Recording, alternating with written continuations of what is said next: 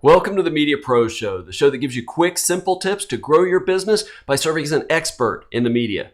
Learn how to get all the TV, radio, podcast, magazine, newspapers, and online interviews and media appearances that you want, and learn how to be great in those media appearances. I'm Dr. David Geyer, orthopedic surgeon, sports medicine specialist, and media medical expert. This week's tip is probably fairly controversial, honestly, but it's one I feel very, very strongly about. And it's very simple. You should be very careful about whose advice you listen to, whose feedback you get and act on, especially when it comes to media interviews, and whose feedback or advice you ignore. I've talked in the past about the pros and cons of working with a publicist. I even did 2 episodes on it, episodes 18 and 19, if you want to go back and listen to the pros and cons of working with a publicist and what they can and can't do for you.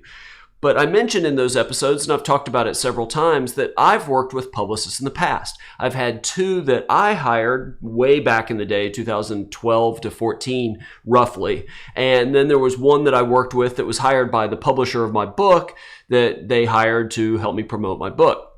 The first publicist I worked with was basically someone I connected with through a colleague I worked with. I was in a podcast mastermind and she recommended it and she connected us. And so I talked to him on the phone and he told me all the interviews he could get for me, the big markets, the TV interviews. And of course it was all positive and I bought it. So I signed on. $5,000 a month. It was a huge investment. And at first, it actually was going well. I worked with him for over a year, it was like 14 months. And at first, he got me a few TV interviews on the news, Fox 5 News in New York City, and I did several interviews with the New York Post. But over time, it came to be more like local talk radio, sports talk radio in Oklahoma City. I'd talk to him and say, hey, this is what I'm trying to achieve. These are the markets, these are the stations, the outlets that I want to reach. And he would try to do it. But I was starting to sort of stagnate in my mind in terms of what opportunities I was getting through that. About a year into it, I got an email from a writer from the New York Times. It was this long email, really angry email that was sent to my website email address. And in that email, this writer talks about how my publicist had been pitching him, even though what he wrote about wasn't basically what I did. I feel like if I remember, he was a TV writer or something like that and not sports. And so he reached out to my publicist. I don't want to mention his name, but reached out to my publicist and said, hey, I'm not your target. Please remove me from your mailing list. But those pitch emails just kept coming.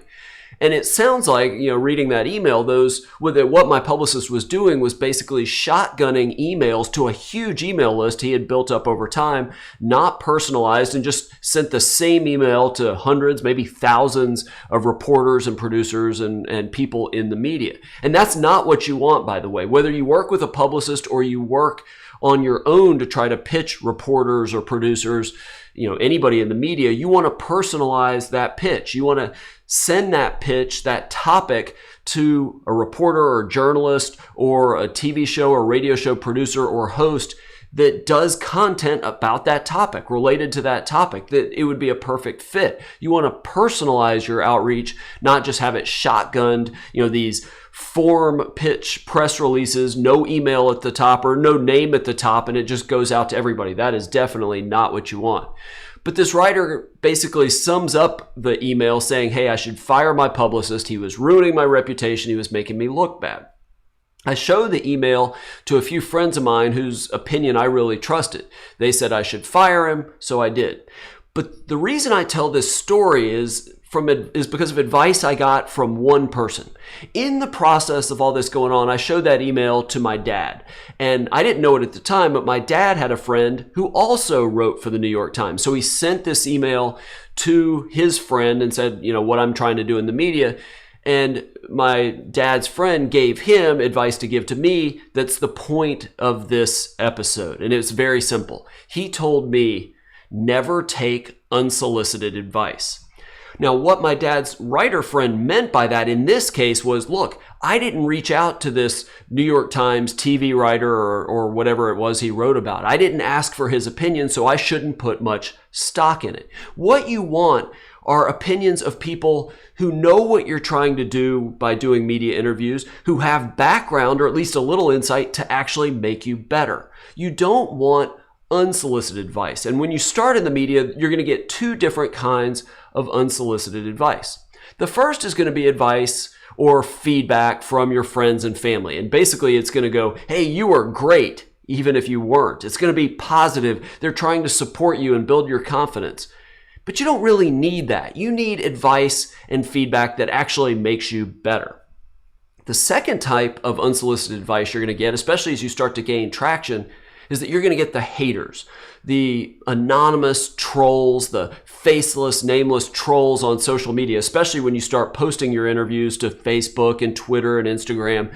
These people that just criticize everybody. They don't do anything positive on their own. They just bring other people down.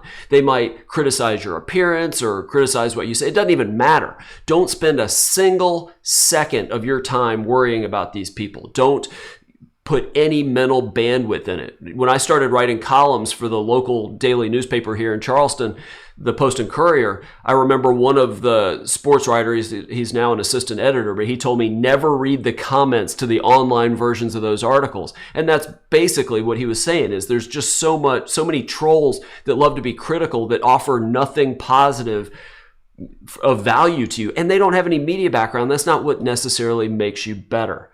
What you do want is people that do have experience that can make you better. And there's a few ways you can go about getting that.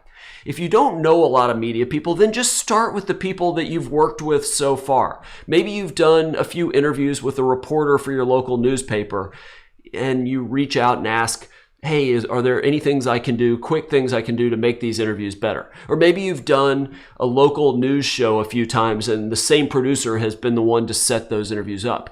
If you do what I teach my coaching clients, I've actually done an entire episode on this point, and that's this. If you go into every interview, if you send every email and respond to every email and do every phone call with this single goal of helping that media person in some way do their job somewhat easier, they'll be glad to give you a couple minutes to give you a few tips.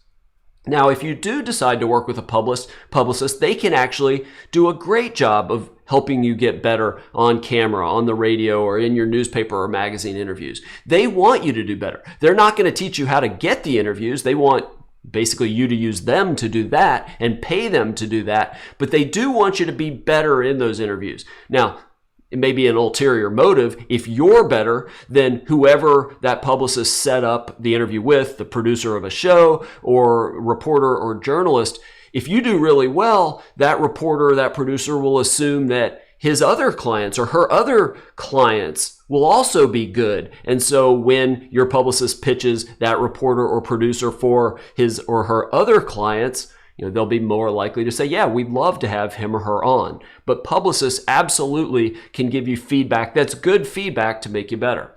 The third way, probably the biggest investment, probably though the most worthwhile, is to work with a media coach. I've worked with 3 media coaches in the 10 or so years I've done this, on all aspects of how to be better in the media, how to be better on TV, sound bites, appearance, mannerisms, been very, very helpful. But I've also worked with some specialty coaches to help me develop other skills that have made me better in the media. Story coaches, public speaking coaches, voice coaches, physicality and acting coaches. I mean, I know that sounds crazy, but it's all helped. If you want to get really good in your interviews as quickly as possible, this is the most reliable to do it, to work with a media coach. One of the things I do with the clients I work with one-on-one is that you and I work to find the right show or the right publication that would be great to help you grow your business. We identify a reporter or journalist at that publication or maybe a producer of that show,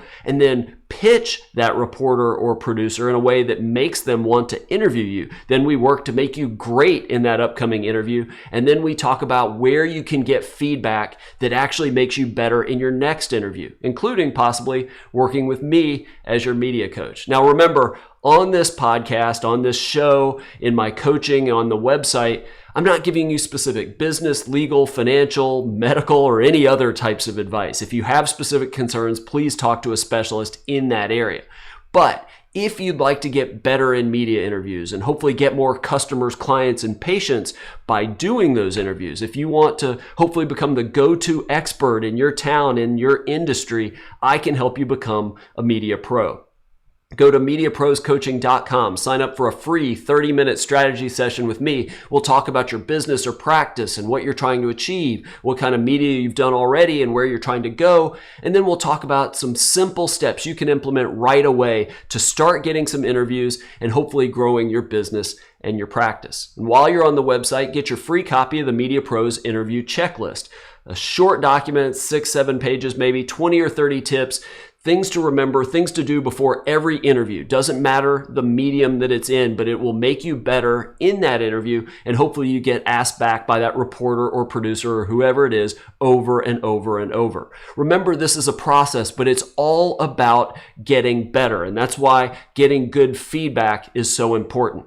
But in your journey, as you work to get better and better to becoming a media pro, always remember the words of success publisher or former success publisher, now business mentor Darren Hardy, who said, "Do fewer things more often and get better at them."